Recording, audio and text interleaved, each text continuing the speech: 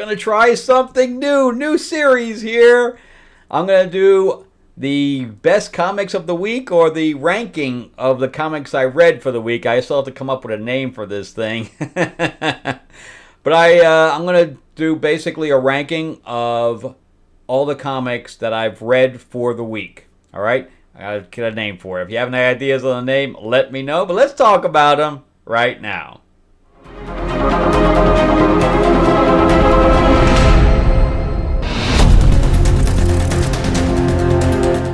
Welcome back to the channel, everyone. Thank you so much for spending time with me as we rant about movies, comic books, and television shows, as well as the occasional board game. I am your host, Frank Zanca. I'm an award-winning screenwriter, novelist, and comic book writer.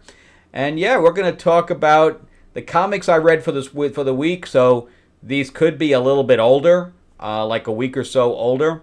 So these are all going to be mixed in together.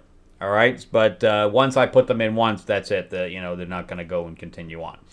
All right, and I may do like one for the year, like all the number ones for the year. I'll go back to the 52 or whatever else that I've looked at. Well, now that I'm starting, it won't be 52 because I'm starting a little late. But anyway, let's talk about all the stuff that I've read. And there was one I read digitally that I don't have the comic for when I put it up on the little stand here. So the first one, I'm going to go from worst to best, all right? So the worst thing that I read this week, and it's sad. It's really sad. Catwoman by Torunn Grunbuck. She just doesn't understand the character. She doesn't get it. And, I liked her Red Sonja, and she's gone off the rails with that one. Thank God that storyline is over, because she lost her way completely. She starts out well, but not even on this one. This didn't even start out well. Which means that since she's a writer that gets progressively worse as the run continues, this can only get worse. And this is barely readable. So it's Selena in another country. I think it's Germany. She's people that she's taken the identity of, past identities that she's had while she's been a thief, are being killed off. So she is going... Why would she care? I don't understand why she'd care. She can't stop the deaths after they've already happened, and she's getting pulled into this thing, and with this family that she used to work for, and it's just nonsensical. Catwoman should not be out of Gotham. She's got to stay in Gotham. I haven't read a good Catwoman book since Ram V, and I'm not even a fan of Ram V, but at least he got that character. So anyway, I'm going to be dropping this one. It's just bad. The next one is by Jason Aaron, Namor. This has not been good at all, and I keep collecting it because I like Atlantean stuff, but there's only 2 issues left, so I'm just going to continue it for the next 2 issues, but it's going back and forth to when he's a kid, and there's like 8 houses trying to vie for the throne right now. And, this girl that he grew up with, who was kind of an activist, is trying to be one of those people to vie for the throne.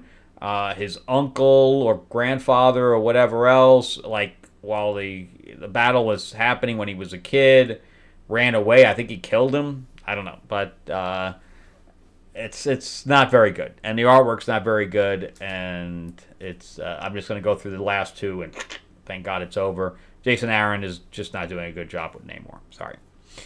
All right, then number 4 for Absolute Wonder Woman. The artwork in here is god-awful. And I'm looking forward to a new storyline here to see if I'm even going to continue it on. This whole issue was purely her getting her arm back.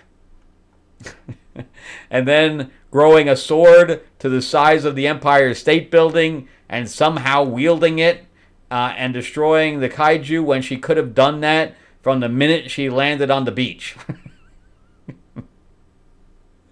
Kelly Thompson, another one, losing her way. Stay off those drugs there, Kelly.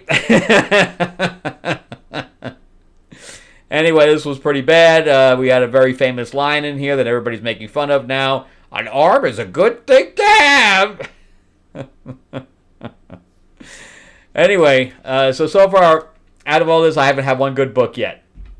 All right, so we have Titans. This is by Lehman.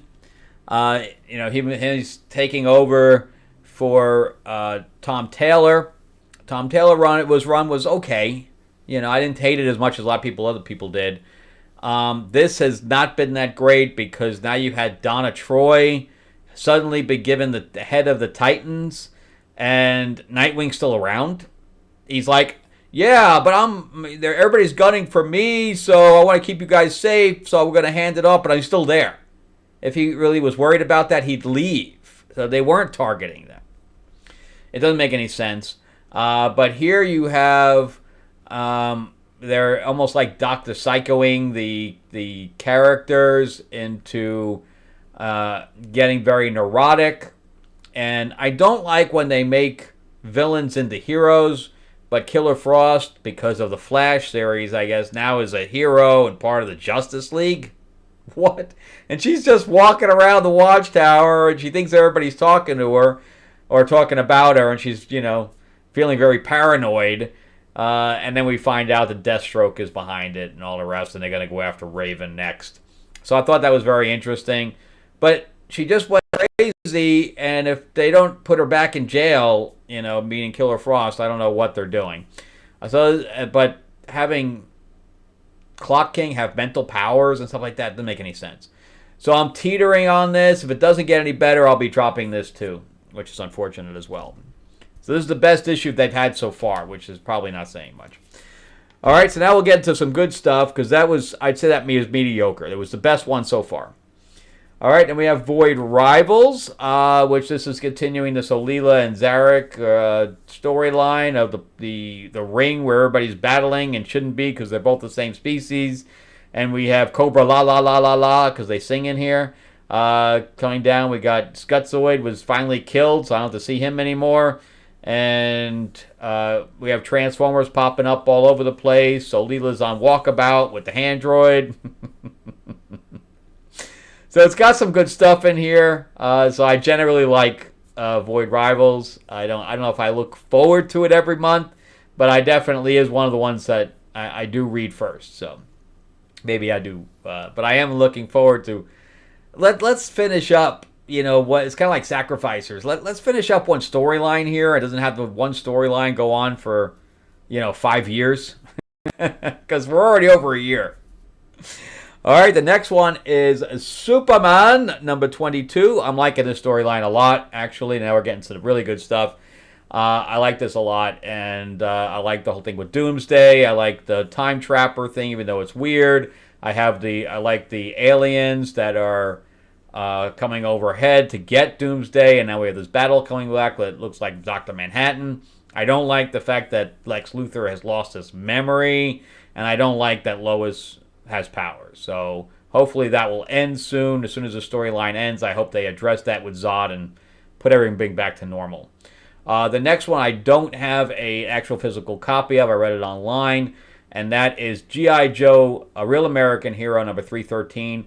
I have not been reading this until recently because I read the first issue, and I didn't like that Cobra Island and they had zombies. I'm like, zombies? That's where we're going with this? So I dropped it like immediately, like a lead balloon. And then I've been reading it now kind of online since it was free. I'm not really buying it. I'm just reading it online because I'm getting like preview copies. And I was kind of liking where they were going now, even though they still have zombies. Serpentor and Dr. Mindbender, and they're all still zombies. But now we had this. Destro's like my favorite villain. And I don't know what they're doing with Cobra Commander looked like with his mask off, and he looks like, Salvador Dali. I don't know what's going on there. But anyway, Destro's like, I'm coming for you, man. And he's like blowing shit up. He's like, but it was a whole big battle. The whole thing was like one big battle, and the Joes are just kind of hanging on, and the Dreadnought just hanging out to the side, just waiting for this to play out. And they're like, oh, here he comes. And why is he coming out? Oh, and then you hear boom, and then he goes back in. And then he fights Cobra Commander, a melee battle. It was really, actually a really, really good issue. So if you like G.I. Joe, I definitely, that issue was definitely a standout for me. All right, and then this is always probably going to be one on my top list here, and that is Space Ghost. I love Space Ghost. I watched him when I was a kid on Saturday morning, Hanna-Barbera, but this is taking it to a new level. This is the only book from David Pepose that I've ever liked that he's ever written. So I hope he keeps up, and I hope he keeps up at the level. I really wish that we had more with Metalis. He wasn't done in 2 issues. So I really wish that this storyline was a little bit more drawn out. He's going back to the days of everything's like a one-and-done situation with comics, where it's like you can just pick up one issue and know what's going on. But some of this stuff, I have no problem with like a 3-issue arc. So I really wish he'd do a little bit more of an arc. So it isn't like, oh, here's the bad guy of the month. But overall, Space Ghost is a really good book, and hasn't disappointed yet. All right, well, that's it for me. Thank you guys so much for watching. I greatly appreciate it. Let me know if you like this new series and if you have a name for it, as far as me doing comics for the week. And if you want to read anything that I've written, because as I said, I'm a comic book writer and a novelist myself, you can go to Amazon.com and check out the stuff that I've written. I have a sci-fi novel series that's also on Audible. It was also made into a board game, an RPG, and a graphic novel called Destiny Aurora. I also have a fantasy book called Tales of Ravenor the Iron Witch. My other graphic novels are up there as well, including Destiny Aurora, Lords of LA, and Cats are all up there. And then we're going to be doing the launch for the new Green Hornet anthology for the 90th anniversary. So this is not it, but this is what the stuff that they've done in the past, because they own the rights for it. And it's going to be helmed by Timothy Zahn, who created Thrawn for Star Wars, as well as Kevin J. Anderson, Bill Willingham, cover by Matt Wagner from Batman and Grendel. It's just going to be amazing. We have over 350 people following right now for our launch. We're going to be doing a live stream as well with a bunch of the writers, so definitely join us there. It's going to be interactive, so you're going to be able to ask questions, things like that. The link is in the description below, or you just hit the QR code, or if you're subscribed to my channel, it kind of will say that a live thing is launching. But definitely check that out, and also the link to the Kickstarter is there as well. Or you can go to greenhornetnoir.com and definitely get notified for the Thursday launch. All right, thanks again for watching, guys. I will see you guys on the next episode, and I hope to see you on the live stream. All right, bye-bye.